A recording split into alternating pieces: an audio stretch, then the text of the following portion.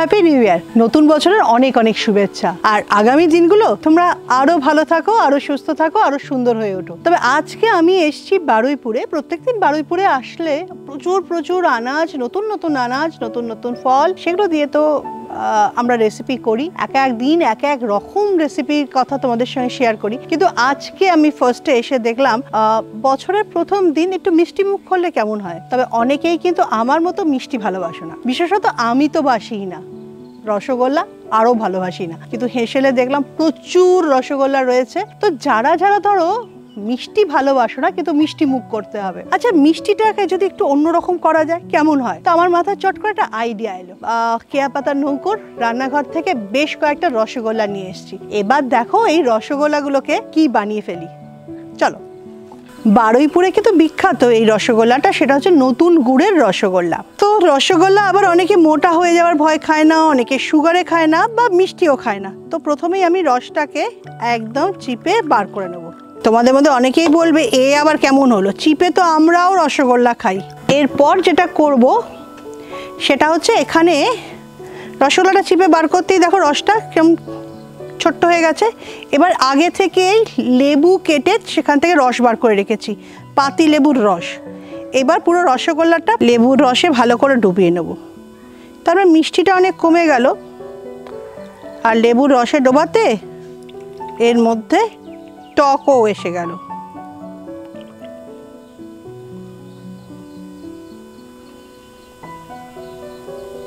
লেবুর রসটা কিন্তু প্রায় টেনে নিয়েছে। ইচ্ছা করলে তোমরা কিন্তু আরও খানিকক্ষণ লেবুর রসে ডুবিয়ে রাখতে পারো।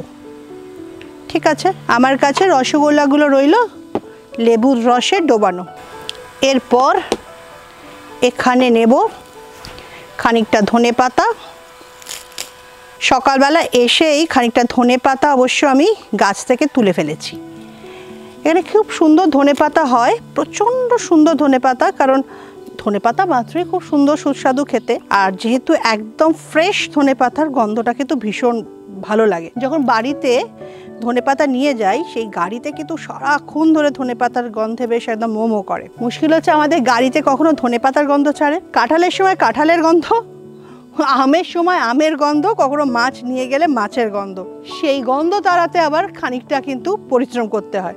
যাই হোক, ধনেপাতাগুলো নিয়ে নিয়েছি। এর সঙ্গে অল্প একটু রসুন, আর এখানে আগে থেকে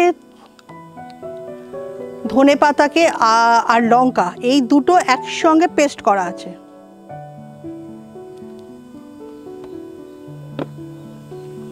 এর সঙ্গে একটু আদা, এর সঙ্গে অল্প একটু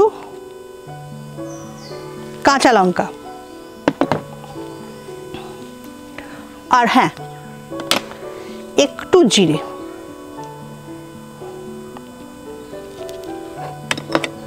তবে আদার পরিমাণটা আর একটু বাড়াতে হবে। এবার এটা ভালো করে মেখে ফেলতে হবে। একটুখানি লেবুর রস এখানেও আমি দিয়ে দেব, আর একটুখানি নুনও দিয়ে দেব, অল্প একটু, কারণ যেহেতু লেবু রয়েছে খুব বেশি নুন দেব না। এইবার আচ্ছা, তার আগে তেলটাকে রেডি করে ফেলি। একটু তেল দেব, সর্ষের তেল।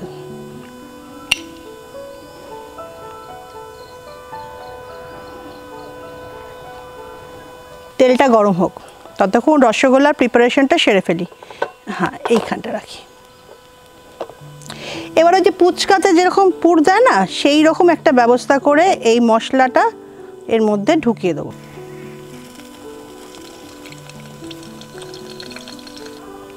আচ্ছা, মোটামুটি রেডি হয়ে গেছে। এবার আগে থেকেই একটু বেসন গুলে রেখেছি, তার মধ্যে নুন আর একটু কালো জিরে দেওয়া হয়েছে। এইবার রসগোল্লাটাকে ভালো করে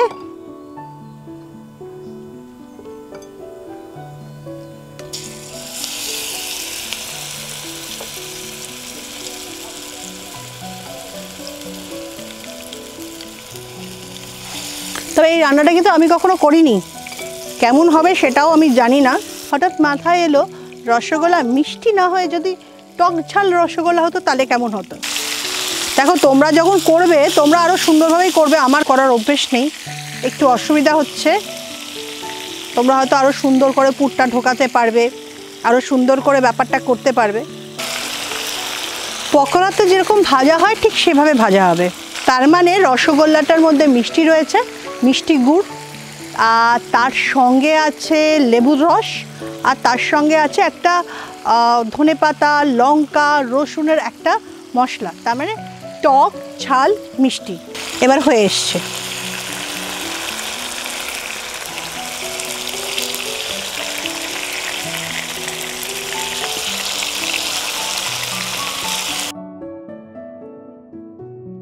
ইচ্ছা করলে এখানে একটু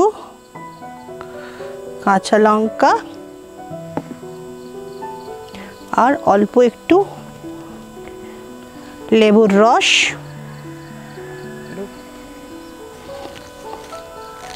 এবার একটু এখানে একটু গোলমরিচ, অল্প একটু, বেশি না।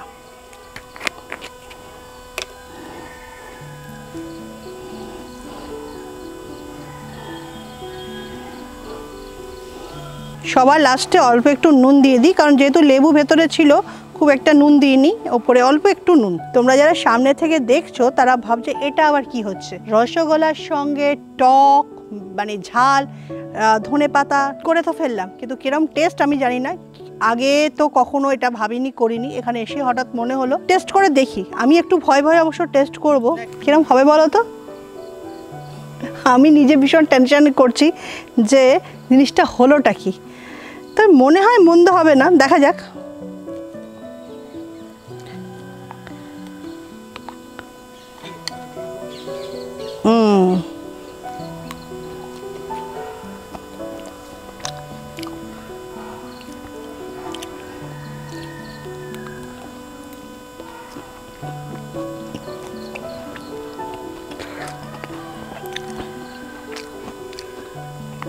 সিরিয়াসলি বলছি, দারুণ খেতে, দারুণ।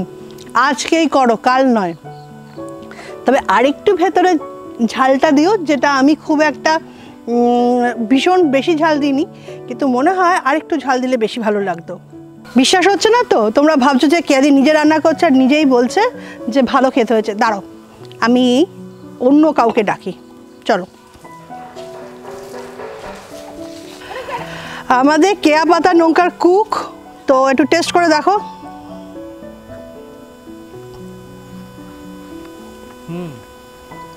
দারুণ।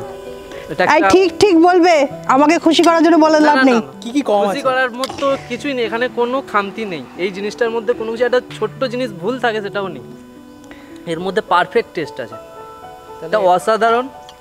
এই ডিশটার মধ্যে কোনো এখন পর্যন্ত আমি তো নিখুঁত বলতে পারি। তাহলে এটা কি নেক্সট কেয়া পাতার নৌকার এই রেসিপিটা হবে? চলতেই থাকবে এটা, এটা আমাদের কেয়া পাতার নৌকার মধ্যে একটা স্পেশাল ডিশ বলে পরিচিত হয়ে থাকবে। তাহলে খুব খারাপ রান্না করি না কিন্তু। তাহলে এইটার সবাই বলেছে টক আছে, মিষ্টি আছে, ঝাল আছে, তাহলে এই রেসিপিটার নাম দিই টক ঝাল রসগোল্লার পকোড়া। তোমরা ট্রাই করে দেখো যে টক ঝাল রসগোল্লার পকোড়া কত ভালো খেতে হয়। আজকে কিন্তু আমি একটা উদ্ভট রান্না করেছি, ঠিক আছে, তার টেস্টিংয়ের জন্য এসেছি। এটা খেয়ে বলতে হবে কী জিনিস, কী দিয়ে রান্না করেছি আর কেমন লেগেছে। একদম ঠিকঠাক বলতে হবে কিন্তু, মানে আমাকে খুশি করার জন্য বললেও হবে না, আর ঠিকঠাক বলতে হবে।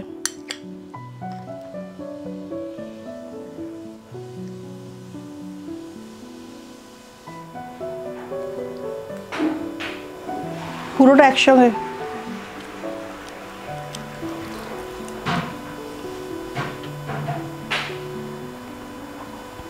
খেতে অসাধারণ হয়েছে। জিনিসটা কি? আসুন, আপনি চলে আসুন। আমি তো বলতেই পারবো না, খেতেই হয়তো ব্যস্ত থাকবো। ছানা আর কিছু বলবো না, এখন বলবো না। খেতে সত্যি অসাধারণ, মানে ইভিনিং স্ন্যাক্সের জন্য একদম দারুণ দারুণ অসাধারণ ডিশ। দিদি আমাদের জন্য নিজে নিয়ে এসছে একটা অসাধারণ ডিশ। খেয়ে দেখো তো। পাখি কোথায়? বাইরে আছে, দেখি।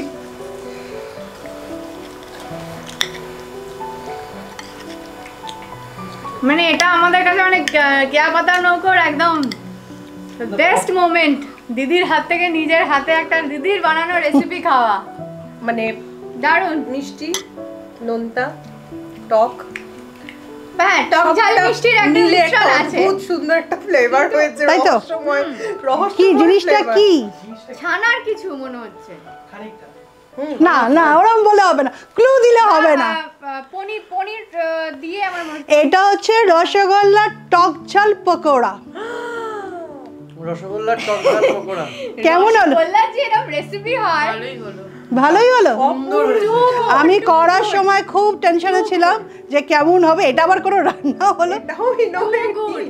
টু গুড, দারুণ ইনোভেটিভ। কারণ নিজে রান্না করে নিজে যখন বলছি ভালো হয়েছে, লোকে হবে যে কি উল্টো পাল্টা রান্না করছে। আর অপূর্ব। Okay, thank you. Thank you. তাহলে আলটিমেট টক ঝাল রসগোল্লা পকোড়া হয়ে গেল। তবে আমার যেটা মনে হয়েছে যদি ধনে পাতাগুলোকে আর একটু পেস্ট করতাম ভালো হতো, আর লেবুর জলে আর একটু বেশিক্ষণ ভেজালে ভালো হতো।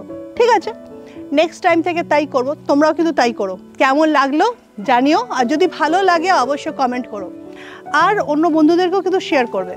আর যাই পরের দিন দেখি একটা অন্য কি রান্না করা যায়।